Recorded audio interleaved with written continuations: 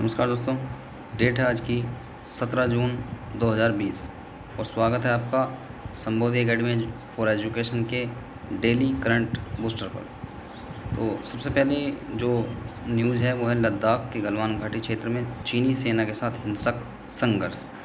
ये पूर्वी लद्दाख के गलवान घाटी क्षेत्र में 15 जून को भारतीय सेना का चीनी सेना के साथ हिंसक संघर्ष हो गया। इस क्षेत्र में चीन की सेना ने वहाँ यथास्थिति जो कि एक्चुअल जो स्थिति है उसे बदलने की कोशिश की थी, जिससे दोनों पक्षों के बीच हिंसक झड़प हुई। भारत से चीन से लगी सीमा की सुरक्षा की जिम्मेदारी जो है वो आईटीबीपी के पास है, इंडियन तिब्बत सीमा police, Indian Tibet border police की है। यह गृह मंत्रालय के अधीन कार्य करती है। क्या कंटेस्ट है, हुआ क्या था? पूर्वी लद्दाख में लाइन ऑफ एक्चुअल कंट्रोल यानी एलएसी पर दोनों देशों के बीच 4 पॉइंट्स पर पिछले कई दिनों से गतिरोध जारी है। इसके बाद से ही दोनों देशों ने वहां अपने सैनिकों की संख्या बढ़ानी शुरू कर दी थी। दूसरा, 6 जून को पहली बार भारत और चीन के बीच कोर कमांडर स्तर की बातचीत हुई, जिसमें गतिरोध के पॉइंट्स की पहचान की गई। इस बातचीत में गलवान घाटी और हॉट स्प्रिंग एरिया में गतिरोध के 3 पॉइंट्स में धीरे धीरे अपने अपने सैनिकों को पीछे किए जाने पर सहमति बन चुकी थी। लेकिन 6 जून को जो है चीन अपनी सहमति से मुकर गया। उसने गलवान घाटी में एलएसी पर इस सहमति के अनुरूप कार्य नहीं किया, जिसके कारण ये हिंसक संघर्ष हुआ। और इसमें ऐसी न्यूज़ आई है कि कई जवान शहीद हो चुके हैं और जो चीन की जो आर्मी है उसके भी कई जवानों की मौत हो गई है। तो भारत ने इस बात का जवाब दिया है और चलिए चलते हैं आगे। भारत वैश्विक कृत्रिम बुद्धिमत्ता यानी आर्टिफिशियल इंटेलिजेंस भागीदारी शुरू करने वाले देशों के जो समूह हैं उसमें 15 जून को शामिल हो गया है। और इस समूह में अमेरिका, ब्रिटेन, यूरोप संघ यानी यूरोपियन यूनियन, कनाडा, फ्रांस सहित आदि अन्य देश शामिल हैं। और इससे अंतर्राष्ट्रीय संगठनों और भागीदारों के सहयोग से उद्योग जगत, नागरिक संगठनों, सरकारों और शिक्षा जगत के प्रमुख विशेषज्ञों को एक मंच पर लाने में सहायता मिलेगी। ये है क्या? जीपीएआई यानी global partnership on artificial intelligence, ये इसकी फुल फॉर्म है। विभिन्न भागीदार देशों के अनुभव के इस्तेमाल से जो आर्टिफिशियल इंटेलिजेंस की चुनौतियों और अवसरों को बेहतर ढंग से समझने का अपनी तरह का यह पहला प्रयास है।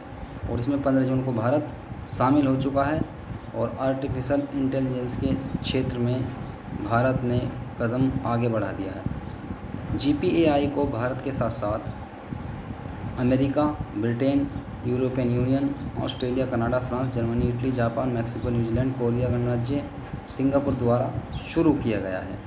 तो ये जीपीएआई के बारे में हमने जाना, जिसमें 15 जून को भारत शामिल हो चुका है। चलते हैं आगे। अमेरिकी महिला कैथरीन सुलीवन मरियाना ट्रेंच पहुंचने वाली पहली महिला बनी है। और मैरियाना ट्रेंच दुनिया की सबसे गहरी ट्रेंच है, जिसमें पृथ्वी के महासागर में सबसे गहरे ज्ञात स्थान मरियाना ट्रेंच पर पहुंचने वाली पहली प्रथम महिला। सुलीवन ने एक सबमर्सिबल में मरियाना ट्रेंच स्थित चैलेंजर डीप की तली तक करीब 11 किलोमीटर नीचे तक उन्होंने पहुंची। और इनके साथ जो एक्सप्लोरर विक्टर एल वोस्को भी गए थे। दोनों ने चैलेंजर डीप पर करीब 1.5 घंटा बिताया। ऐसा करने वाली ये पहली अमेरिकी महिला बन चुकी हैं। इनका नाम है कैथरीन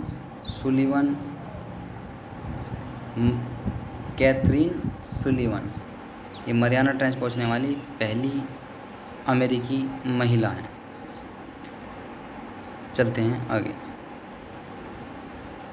सिप्री यानी Stockholm international peace research institute, ये क्या करता है? ये हथियारों की रिपोर्ट, जो हथियारों के बारे में विभिन्न प्रकार के आंकड़े जारी करने वाली एक संस्था है, यानी Stockholm international peace research institute. इसने हाल ही में एक 2020 की ईयरबुक जारी की है, जिसके अकॉर्डिंग चीनी का जो शस्त्रागार है यानी चीन के पास जो शस्त्र हैं, उसके पास न्यूक्लियर हथियार 200 कुछ, और पाकिस्तान के पास 160, भारत के पास 150। रिपोर्ट में कहा गया है कि रूस अमेरिका के पास दुनिया का 90% से ज़्यादा न्यूक्लियर हथियार है, यानी अमेरिका और रूस के पास सर्वाधिक है। रूस के पास 6375 और अमेरिका के पास 5800 न्यूक्लियर वेपन हैं। और दुनिया में फ़िलहाल 9 देशों के पास न्यूक्लियर हथियार हैं: रूस, अमेरिका, ब्रिटेन, फ्रांस, चीन, भारत, पाकिस्तान, इजराइल और उत्तर कोरिया। ये जो है 9 देश हैं जिनके पास न्यूक्लियर हथियार हैं। बाकी अभी किसी के पास न्यूक्लियर हथियार नहीं हैं। तो ये आप थोड़ा सा ध्यान रखें, क्योंकि पूछा जा सकता है। तो आज के डिस्कशन में केवल इतना ही। और अगर आपको डिस्कशन अच्छा लगा हो तो इसे सब्सक्राइब करना बिल्कुल भी ना भूलें। जो चैनल पर नए हो सब्सक्राइब कर लें और लाइक शेयर ज़रूर कर दें। मिलते हैं कल, तब तक के लिए थैंक यू वेरी मच।